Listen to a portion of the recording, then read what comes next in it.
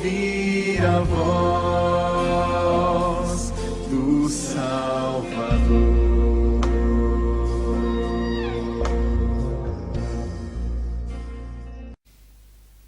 Eu acho muito pesado essas cartas. O Senhor Jesus morreu pela igreja. Jesus pagou um alto preço pela igreja. Ele pagou com a sua própria vida lá na cruz, para que ele pudesse me ter, para que ele pudesse te ter. Jesus, a Bíblia diz que nós somos feitos propriedades exclusivas dele. Ele agora é dono das nossas vidas, e ele cuida da igreja como uma noiva, que um dia ele vai recebê-la em casamento. Jesus me ama e te ama, e eu continuo achando absolutamente incompreensível esse amor, mas a Bíblia fala que ele ama. Mas porque ama, ele também cuida, como algo precioso. A minha vida é cuidada por Jesus, e quando ele me vê insistindo em me afastar dele, ele me chama atenção.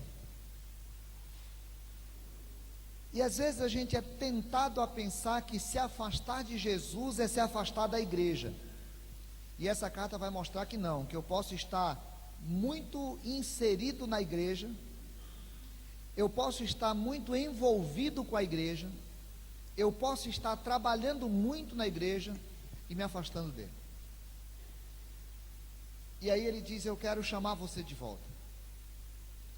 E talvez essa carta que Jesus mandou para a igreja de Sardes seja uma carta útil para a igreja presbiteriana de Gileade. Mas eu não posso pensar a igreja presbiteriana de Gileade como uma outra coisa. Eu tenho que pensar a igreja presbiteriana de Gileade como eu. Então a carta talvez não sirva para a igreja presbiteriana de Gileade como um todo, mas sirva para mim. Ou talvez ela sirva para você. E quem sabe no final do culto, ou no final do sermão hoje, a gente vai parar e dizer: Senhor, eu sei que essa carta foi para mim. Mas a carta também apresenta que existem dois tipos de pessoas na igreja de Sardes. Pode ser que você não esteja num grupo, mas esteja no outro. E aí, se você estiver no outro, você ora pelo um, né? Mas eu queria convidar você para ler Apocalipse capítulo 3, versículo 1 em diante, dentro dessa perspectiva. Uma carta que Jesus enviou à igreja de Sardes, e que de repente pode ser uma carta para a minha vida hoje. Apocalipse capítulo 3, nós já estamos na quinta carta, aos pouquinhos nós vamos passando por elas. Ao anjo da igreja em Sardes escreve: essas coisas diz aquele que tem os 7 Espíritos de Deus e as 7 estrelas. Conheço as tuas obras, que tens nome de que vives e estás morto. Sê vigilante e consolida o resto que estava para morrer, porque não tenho achado íntegras as tuas obras na presença do meu Deus. Lembra-te, pois, do que tens recebido e ouvido, e guarda-o e arrepende-te.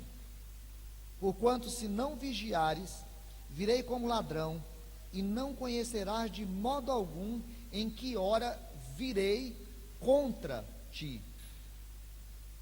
Tens, contudo, em Sardes umas poucas pessoas que não contaminaram as suas vestiduras, e andarão de branco junto comigo, porque são dignas. O vencedor será assim vestido de vestiduras brancas, e de modo nenhum apagarei o seu nome do livro da vida. Pelo contrário, confessarei o seu nome diante do meu Pai e diante dos seus anjos. Quem tem ouvidos, ouça o que o Espírito diz às igrejas. Eu tenho um amigo que ele conta uma história que sempre me lembra uma música do Padre Zezinho. O Padre Zezinho canta naquela música Utopia. Esse Utopia eu tenho, viu, pastor Cristiano, tá? Esse Utopia eu tenho, né? Canta uma música lá na Utopia que no final da tarde meu pai chamava os filhos e a família, e se alguém tivesse feito alguma estrepolia, a mamãe dava uma ajeitada ali, tudo no final acabava bem, porque a família se juntou para conversar. Esse meu amigo dizia que Eles ficavam o dia em casa, o pai ficava fora trabalhando, e alguma coisa que acontecia, a mãe falava assim: ó, na tarde eu vou acertar isso com teu pai. E aí ele fazia alguma coisa, e a mãe ia dizer para o pai, e aí o pai sentava, tomava banho, sentava, pegava a Bíblia e ia conversar com os filhos para saber se tinha sido feito alguma coisa errada, alguma reclamação da mãe. E ele disse que era terrível, porque não tinha como mentir, o pai com a Bíblia na mão, e aí a mãe dizia: olha, fulano fez tal coisa, e aí o pai ia conversar: você fez? Você acha que isso é certo? O que você acha isso diante da palavra de Deus? E ele disse que era terrível, ele preferia tomar uma surra, porque se o pai viesse gritando, já desse uma surra nele, era melhor. E aí ele fala que o pai então no final dava uma batidinha na cabeça dele e dizia assim: ó, nunca mais faça isso. E aquela batidinha na cabeça era algo terrível, porque era uma coisa que mexia profundamente com ele. Jesus se apresenta nessa carta e diz assim: primeiro eu quero lembrar para você quem eu sou. É aquele que tem os 7 espíritos de Deus. Deus não tem espíritos, né? Mas era a figura que acompanhava a consciência judaica do 7 com a sua totalidade, como símbolo da totalidade. Ele dizia: quem está falando com você é totalmente o Espírito de Deus. Quem vai falar o que está sendo dito aqui na frente não sou eu, João, que estou escrevendo a carta, mas é aquele que mandou eu mandar a carta para vocês, é o Espírito Santo de Deus totalmente. É Deus falando com você aí em Sardes, é Deus falando comigo, é Deus falando contigo hoje. De a gente poder então abrir o coração e dizer assim: Espírito Santo, então fala. O Senhor quer falar? Fala. E aí diz: e aquele que tem as 7 estrelas na mão. Lá no começo ele tinha apresentado, no começo da carta, do livro, ele tinha apresentado as estrelas como sendo os líderes das comunidades, das igrejas. E aí ele está dizendo assim: olha, eu tenho todos os líderes na minha mão, eu tenho a igreja na minha mão, eu estou falando como sendo o próprio Deus, eu estou falando como sendo aquele que é o dono da igreja, aquele que é o Senhor dessa história. Conheço vocês, conheço a igreja de Sardes, conheço a história de Sardes. Sardes que já foi uma cidade maravilhosa, Sardes que já foi uma cidade muito grande, Sardes que já foi uma cidade muito importante, Sardes que já foi uma cidade muito segura, a 500 metros da planície, e a cidade era lá em cima, muito segura, muito cheia de si. Sardes que era uma cidade que tinha produzido ouro no meio dos seus igarapés, Sardes que tinha o templo dos seus deuses, especialmente de uma deusa, Sardes que tinha uma comunidade judaica muito forte, Sardes que era uma cidade tão importante. O Espírito Santo está dizendo: eu conheço vocês. E aí ele se apresenta trazendo essa lembrança ao coração da igreja de Sardes, que seria uma coisa importante que a gente pudesse parar hoje e compreender. Quem fala agora aqui sou eu. Eu estou usando a palavra. Eu estou pronunciando uma palavra de Deus. E em algum instante a palavra de Deus incomodou profundamente o meu coração hoje. E se em algum instante essa palavra de Deus tocar o teu coração, você vai compreender que é o Espírito Santo falando contigo. E aí o Espírito Santo lembra para nós, ele se apresenta e faz um diagnóstico terrível. Ele diz: eu conheço você. Isso é horrível. Porque Jesus não está fazendo um elogio agora à igreja. Jesus está se dispondo a dar uma dura na igreja. E ele diz assim: eu conheço você. Eu conheço as tuas obras. Você não conhece a minha vida toda, eu não conheço a tua vida toda, você não conhece a vida toda de quem está do teu lado, ninguém conhece algumas coisas da nossa vida, especialmente aquelas coisas mais íntimas do nosso pensamento. Ninguém sabe exatamente o que somos ou quem somos. Há algumas histórias nossas que ninguém sabe. Aí Jesus fala: eu sei, eu conheço você, conheço teu pensamento, Conheço a tua história, conheço a tua vida, conheço os teus sonhos, conheço as tuas crises, conheço os teus medos, conheço a tua realidade. Eu conheço as tuas obras. Então, quando Jesus vai fazer o diagnóstico, ele está dizendo: eu não estou fazendo um diagnóstico como alguém que ouviu falar. A palavra conheço aqui no original não é a palavra de alguém que leu sobre, não é a palavra de alguém que foi na escola e aprendeu algo, não é a palavra de alguém que diz assim: você conhece a história do Tiradentes? E a gente diz: conheço. Ele está usando um verbo aqui de alguém que olha a tua vida. Eu olho você, eu observo você, eu presto atenção em você, eu tenho experiência de quem é você, porque eu sei exatamente quem é você, por te conhecer intimamente. E aí o diagnóstico dele é terrível, porque ele diz: você tem nome de que vive, mas você está morto. Eu conheço você como uma igreja que todo mundo olha e acha uma igreja muito bonita, a igreja de Sardes. Eu conheço você e percebo que você tem toda uma série de ações. É uma igreja que trabalha muito, é uma igreja que faz muitas coisas, é uma igreja envolvida com a minha obra. Eu conheço você, eu acho muito legal isso, conheço você profundamente. O problema é que quando eu olho para você, eu fico com essa nítida certeza, clara certeza: você é alguém que parece vivo, mas você é morto, cara. Você é alguém que tem uma ação onde todo mundo que olha exteriormente se encanta, mas se for olhar intimamente se assusta, se decepciona.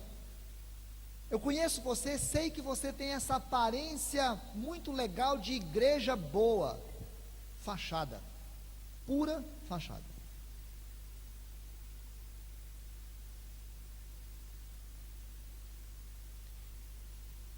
Sabe aquela pessoa que se alguém resolver fazer um exame físico, vai descobrir um monte de problema? Um monte de problema? É mais ou menos isso. Jesus fala: quando eu paro para olhar para a tua vida, eu fico profundamente decepcionado, porque você tem cara de quem está vivo, mas está morto. Lá em Dourados eu tenho um amigo que ele teve um acidente de carro há uns anos atrás, e ele estava com outras pessoas, e aí na hora que as pessoas que foram ajudar chegaram, o viram morto, já largaram para lá e foram ajudar outras pessoas. E aí ele ficou largado para lá, e ajudaram as outras pessoas, e ligaram pedindo socorro, e era fora da cidade, e depois chegou o socorro, e aí já falaram que ele está morto, e arrumaram outras pessoas, e levaram, e alguém de repente percebeu assim: não, ele está vivo, mas era aquela pessoa que já estava deixando claro para todo mundo que estava morto. Jesus está falando: é mais ou menos assim que eu vejo vocês. Sabe o que acontece, irmãos? Às vezes a gente acha que o que mostra que alguém está vivo é aquilo que ele faz, mas nem sempre aquilo que nós fazemos demonstra necessariamente que estamos vivos. Os meninos que cantaram aqui na frente não necessariamente estão vivos espiritualmente, pode estar morto. Isso aqui pode ser só a fachada religiosa que os traz aqui a ensaiar e cantar aqui na frente, porque eles podem estar vivendo uma vida absolutamente distante diante de Deus. O Aqueline que vem aqui na frente e faz a liturgia bem, pode estar morto, só com cara de vivo. Eu posso estar aqui agora falando com você, e posso estar espiritualmente distante de Deus, apenas morto, e Jesus vai olhar para eles, e vai olhar para mim, e vai olhar para você que está aqui, e vai falar: você está aqui com esse jeito de crente, com essa roupa de crente, com esse lugar de crente, mas a tua vida é vida de morto. Às vezes a gente acha que aquilo que a gente faz vai demonstrar que nós estamos vivos. Caim um dia ofereceu uma oferta a Deus, e Deus não aceitou. O fato de ele ter feito a oferta não significa que Deus tenha agradado. Isaías diz que o povo de Israel adorava, fazia todos os atos religiosos. Deus disse: cara, não aguento mais isso. Olha, eu não aguento mais. Pensa no negócio que está me enjoando. Pensa no negócio que está me enjoando. É esses cultos que vocês fazem. Vocês vêm para os cultos, e faz um monte de coisa, mas vai lá fora e vive uma vida totalmente esculhambada. O Senhor Jesus diz assim que um dia um fariseu entrou no templo e adorou a Deus. E diz que Deus não aceitou a adoração dele, foi aceitar a adoração de um publicano que estava lá, que nem religioso era. Jesus conta que no último dia do julgamento ele fala assim: vai ter pessoas que vão chegar para mim e vão falar assim: Senhor, mas nós fizemos milagres no teu nome. Jesus fala: eu nem conheço você, mas nós fizemos. Então, o diagnóstico que Jesus está fazendo aqui é um diagnóstico muito duro, porque ele está falando assim: vocês têm aparência de vivos, mas vocês são mortos. Portanto, Jesus está falando, é uma igreja, é minha igreja, eu morri na cruz por ela, mas ela vive como morta. O reverendo Hernandes Dias Lopes, ele apresenta 5 coisas que podem matar uma igreja. Ela vai continuar existindo, mas pode morrer. Primeiro, quando ela se aparta da verdade. E aí a gente tem o caso da igreja de Tiatira e de Pérgamo, que era uma igreja que vivia lá, mas ela aceitava falsos ensinamentos no meio dela. A igreja se afasta da verdade e começa a morrer. Segundo, quando a igreja se mistura com o mundo na sua forma de crer e de agir. E aí nós temos o exemplo de novo da igreja de Tiatira, que convivia, por exemplo, com a imoralidade sexual no meio dela. Foi morrendo. Terceiro, quando a igreja não discerne a sua decadência espiritual. A igreja de Laodiceia se considerava rica, mas era pobre e miserável, porque ela não percebia que estava espiritualmente morrendo. Quarto, quando a igreja não associa a doutrina com a sua vida, ela tem uma ortodoxia, ela crê tudo muito direitinho, mas lá fora vive uma vida esculhambada. E quinta, quando ela não é perseverante no seu caminho de santidade. E um exemplo é a igreja de Filadélfia, que nós vamos estudar daqui uns dias, que é uma igreja que viveu um período muito bom, mas depois esculhambou. Então, esse diagnóstico de Jesus é um diagnóstico muito pesado para a igreja de Sardes, uma igreja que fazia, mas que não tinha vida, não tinha mais paixão por Jesus. Jesus não olha a obra feita, ele olha o coração de quem faz a obra. Jesus não olha a música que foi cantada aqui, ele olha o coração de quem cantou aqui e de nós que cantamos aí. Jesus não olha a palavra minha só pelo fato de eu pregar, ele olha para o meu coração.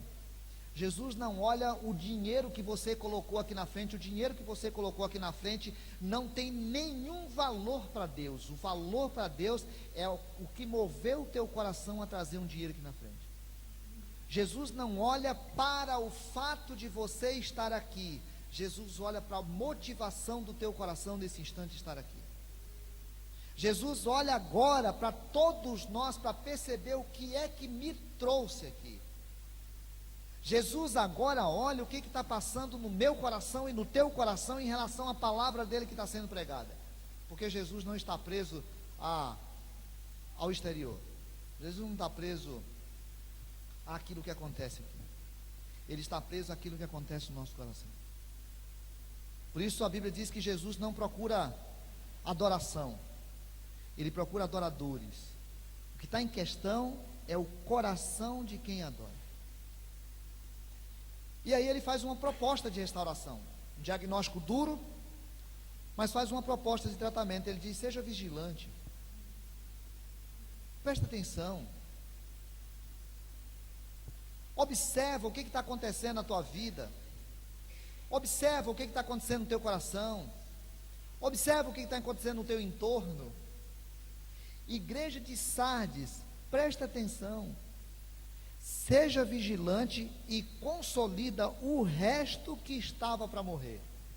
Agora Jesus vem para fazer tratamento. Eu sei que vocês não estão mortos, o que acontece é que vocês estão vivendo como mortos.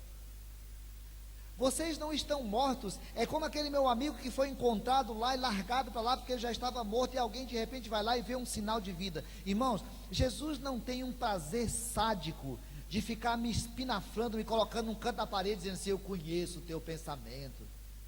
Jesus tem interesse em tratar a minha vida. Jesus tem interesse em tratar a tua vida. É por isso que nós estamos aqui. Jesus é sempre o Senhor da nova oportunidade, é o Senhor do recomeço, é por isso que Ele nos traz de volta aqui, e Ele faz um diagnóstico, e Ele fala duro com a gente, e Ele fala: eu estou propondo para você, vamos nos tratar, antes que morra o restinho que está sobrando. Seja vigilante, consolida, torna forte, fixa aquilo que existe. Você não tem fé? Você não crê? Você não ama a minha palavra? Você não ama a mim? Então vamos cuidar disso. Presta atenção, seja vigilante para consolidar o resto que estava para morrer, porque eu não tenho achado íntegras as tuas obras na presença de Deus. Eu sei que você tem feito, eu sei que você tem vindo, eu sei que você tem dado, eu sei que você tem ajudado, eu sei que você é muito capaz, mas eu estou falando com o teu coração hoje. Seja vigilante e fortalece o restinho que tem. Não deixa perder, não. E aí, irmãos, nós sabemos disso, não sabemos? A gente sabe que tem hora que a gente fez uma fogueira, nós cantamos aqui: não deixa o meu amor se esfriar, acende o fogo em mim. Tem época que a fogueira dá uma acendida assim, a coisa vai. E tem hora que a gente olha lá e fala: rapaz, apagou esse trem. Não vai ter jeito não. E aí alguém chega lá e fala assim: não, cara, vamos lá. Porque o Espírito Santo faz isso. Ele chega com a gente e fala: não, vem cá, ó. E vai lá e pega um frande, o flande, né, como em algum lugar lá, e dá uma banada assim, ó,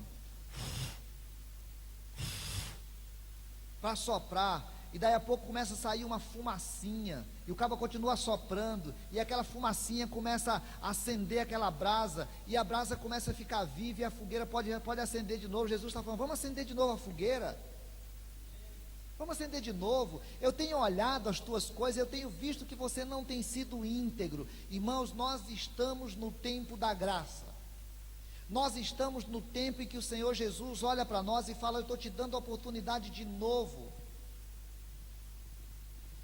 Eu quero convidar você para lembrar do que tem recebido, do que tem ouvido, para você poder guardar e arrepender-se. Se arrepende, muda a tua mente, muda a tua postura, muda o teu jeito, muda a tua prática. Não se preocupe com o tanto de coisa para fazer, se preocupe com o tanto que você tem de ser. Não se preocupe com o tanto de ações, se preocupe com o tanto de essência que você tem que ser. Você tem ouvido, tem recebido, então guarda isso e coloca em prática, porque senão, e aí Jesus então vem falar agora de um modo duro.